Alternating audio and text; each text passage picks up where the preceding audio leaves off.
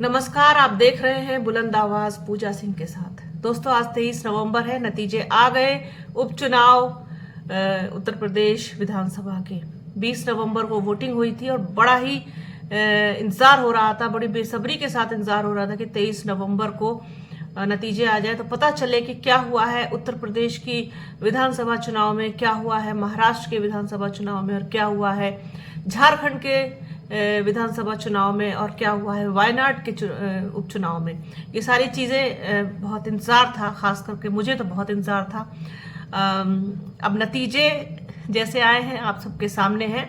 एक तरीके से भारतीय जनता पार्टी ने उत्तर प्रदेश की अगर बात करें तो क्लीन स्वीप कर दिया।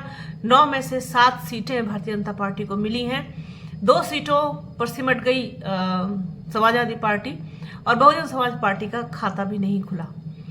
जैसा कि अंदेशा हो रहा था कि कटहरी और मंझवा में अच्छा लड़ती हुई त्रिकोणीय मुकाबला बनाती हुई दिख रही है बसपा, वैसा कुछ हुआ नहीं। बहुत निराशाजनक परिणाम रहा इस बार भी बहुजन समाज पार्टी का। खैर, जो हो गया सो हो गया। आगे के लिए अच्छा करने की और अच्छी रणनीति बनाने की आवश्यकता है। देखते हैं आगे क्या कुछ रहेगा, क्या कुछ होगा। लेकिन फिलहाल आज बात करेंगे ओवरऑल सब चीज़ों पर। तो आप ये देखिए कि जिस तरीके से मुख्यमंत्री योगी आदित्यनाथ ने बटेंगे तो कटेंगे का नारा दिया, स्लोगन दिया। उधर अखिलेश यादव पीडीए लेकर के आए और जीतेंगे तो जुड़ेंगे। तो मुझे ऐसा लगता है कि ना तो बटेंगे कटेंगे चला, ना जीते जुड़ेंगे चला, ना पीडीए चला, कुछ नहीं चला। जनता जिसको वोट देती है वो जीतता है। हमेशा से मैं इस चीज़ में बिलीव करती हूँ और हमेशा करती रहूँगी।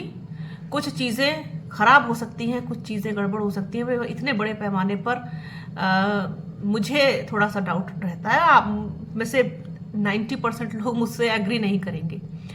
खैर, ये आपका अपना नजरिया है, मेरा अपना नजरिया। वैसे भी ये उपचुनाव था और उपचुनाव में हमेशा से ही, मैं पिछले कई वीडियो से लगातार ये बात कहती आ रही हूँ, आज भी दोहराऊंगी इसी चीज को कि जो सत्तारूढ़ पार्टी होती है, सरकार जिसकी होती है, उसकी मशीनरी तंत्र पूरा होता है और उसका पलड़ा भारी होता है, उसके लोग होते हैं, उसका प्रशासन होता है, उसी का ही पुलिस, उसी की पुलिस होती है, सब कुछ उसी का होता है। तो ये चुनाव उनके लिए इतना वो नहीं होता, कहना चाहिए कि बहुत टफ जिसे कहें। हालांकि टफ फाइट मिली है कई सीटों पर, जैसे कि अगर कटेंगे बटेंगे चलता तो फिर सीसामऊ में भी चलता, करहल में भी चलता। अब चूंकि करहल तो समाजवादी पार्टी का गढ़ है और वहाँ के लोगों की सिंपैथी, संवेदनाएं, भावनाएं सब कुछ जुड़ी हैं, उसको तो मैं इतना नहीं मानती। लेकिन सीसामऊ में उलटफेर हो सकता था, लेकिन नहीं हुआ। जहां बिल्कुल उम्मीद नहीं थी वहां इतना बड़ा उलटफेर हो गया कि वो ऐतिहासिक जीत बन गई और इतिहास में दर्ज हो गई।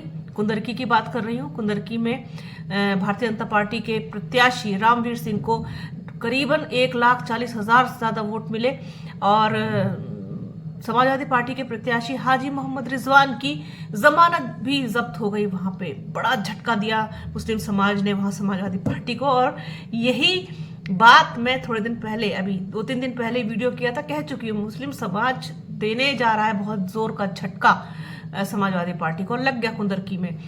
31 साल बाद एक तरफा ऐसी जीत मिली है भारतीय जनता पार्टी को कुंदरकी में। इतिहास बना दिया। अगर बटेंगे कटेंगे चलता तो फिर यहां पर भी चलता, क्योंकि आप ये देखिए कि 65% मुसलमान निर्णायक भूमिका में था। और जो इतना बड़ा परसेंटेज हो और निर्णायक भूमिका में हो तो वो जिसकी तरफ जाएगा बल्ले बल्ले उसी की होनी है। तो भारतीय जनता पार्टी को वोट देने का मन बना चुके थे मुसलमान वहां के कुंदरकी के, तो वो उन्होंने किया, अपना वादा पूरा किया और वोट दिया और परिणाम आप सबके सामने है। बड़ी दिलचस्प बात है कि कई सीटों पर आजाद समाज पार्टी अच्छा लड़ी है और तीसरे नंबर पर रही है। खासतौर पर मीरापुर की बात करें, वहां की, गाजियाबाद की और आपके कुंदरकी की अच्छा करती हुई दिखाई दी। बसपा बहुत पीछे चली गई, बहुत पीछे पहुंच गई है और उसके लिए कौन जिम्मेदार है, कौन क्या है सबको आप सबको पता है सारी चीजें। उसको बार बार रिपीट करने से कोई फायदा नहीं, लेकिन इस पर बात जरूर करेंगे। एक अलग से वीडियो करूंगी इसके ऊपर। आज सिर्फ और सिर्फ एक ओवरऑल रिव्यू दे रही हूँ चुनाव के ऊपर। और बात अब झारखंड की करती हूँ। झारखंड के लोगों ने बड़ी अक्लमंदी दिखाई। वहाँ पे उन्होंने हेमंत सोरेन को एक बार फिर से राजा बना दिया वहाँ का, क्योंकि वो लोग विश्वास करते हैं जल, ज़मीन और जंगल में। उनको पता था कि अगर इनको मौका दे दिया, यानी कि एनडीए को, बीजेपी को, तो ये सबसे पहले आपका जंगल काटेंगे, आपकी ज़मीन हड़पेंगे, आपका पानी हड़पेंगे। किसको दे देंगे ये भी आप लोगों को पता है। और वो वहाँ पर हरे भरे जंगलों की जगह कंक्रीट के जंगल बना के खड़े कर देंगे, फैक्ट्रियाँ लगाएंगे।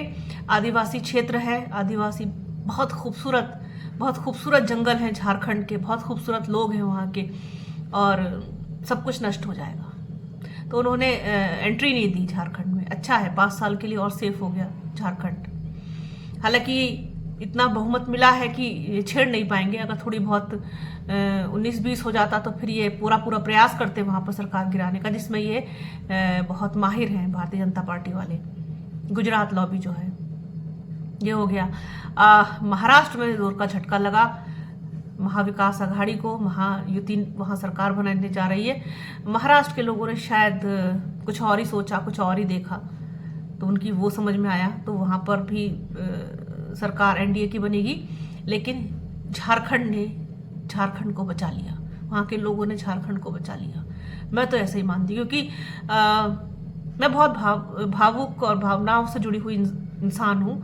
मुझे लगता है कि ज़मीन है, जंगल है, जंगल में रहने वाले लोग, प्रजातियाँ, जातियाँ, आदिवासी, ये सब सुरक्षित रहने चाहिए। जानवर, क्योंकि वो उनकी धरोहर है, बहुमूल्य धरोहर है, जो किसी और के हाथ में नहीं जानी चाहिए। खास तौर पर ऐसे लोग बहुत व्यवसायीकरण को बहुत बढ़ावा देते हैं, जो पूंजी को बहुत बढ़ावा देते हैं, जो पूंजीपतियों को बढ़ावा देते हैं। तो झारखंड हो गया, छत्तीसगढ़ हो गया आपका, ये ऐसी जगह है, हिमाचल हो गया आपका, और महाराष्ट्र में भी है ऐसी कई जगह जो बहुत खूबसूरत जगहें हैं, और उनका सेफ रहना, उनको सुरक्षित रहना बेहद ज़रूरी है इस पर्यावरण के लिए, इस देश के लिए, इस देश की संस्कृति के लिए, धरोहर के लिए।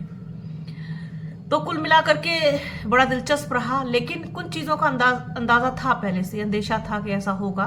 भारतीय जनता पार्टी का अपर हैंड रहेगा, ये भी पता था। लेकिन ये मान के हम चल रहे थे कि एक सीट कम से कम कटहरी बसपा को मिल सकती है, क्योंकि वहाँ बहुत मेहनत की गई थी। 3 सीटें कम से कम समाजवादी पार्टी को मिल सकती हैं, लेकिन नहीं हुआ ऐसा। भारतीय जनता पार्टी 5 पर रह जाएगी। सबसे ज़्यादा ही रहती, इसमें तो कोई शक नहीं था। लेकिन अब क्लीन स्वीप कर गई यहाँ पर भी और महाराष्ट्र में भी। बसपा के बारे में तफसील से और ज़्यादा बात अगले वीडियो में करूँगी। आज के लिए फ़िलहाल इतना ही। जो कुछ भी हुआ है वो आपने देखा। बहुत कुछ हुआ इसमें, वोट देने से रोका गया, फर्जी वोट भी पड़े, और प्रशासन ने पूरा दबाव बनाया, शिकायतें हुई लोगों की, अधिकारी हटे, लोग हटे, पुलिस वाले हटे, चुनाव ड्यूटी से लोग हटाए गए, चुनाव आयोग पर भी तमाम आरोप लगे।